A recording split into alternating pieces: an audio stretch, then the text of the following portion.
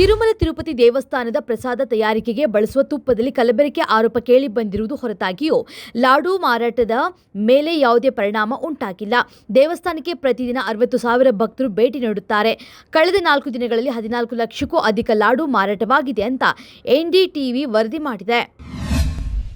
ಮದ್ಯದ ಅಮಲಿನಲ್ಲಿ ತಾಯಿಯ ಜೊತೆ ಜಗಳವಾಡಿ ಅವರನ್ನ ಮಗನೇ ಹತ್ಯೆ ಮಾಡಿರುವಂಥ ಪ್ರಕರಣ ಗೌರಿಬಿದನೂರು ತಾಲೂಕಿನ ಚಿಕ್ಕಹೊಸಹಳ್ಳಿ ಗ್ರಾಮದಲ್ಲಿ ಮಂಗಳವಾರ ರಾತ್ರಿ ನಡೆದಿದೆ. ರಾಮಾಂಜಿನಮ್ಮ ಹತ್ಯೆಯಾದವರು. ಹತ್ಯೆಗೈದ ಅವರ ಪುತ್ರ ಚಂದ್ರಶೇಖರ್ನನ್ನ ಪೊಲೀಸರು ವಶಕ್ಕೆ ಪಡೆದುಕೊಂಡಿದ್ದಾರೆ.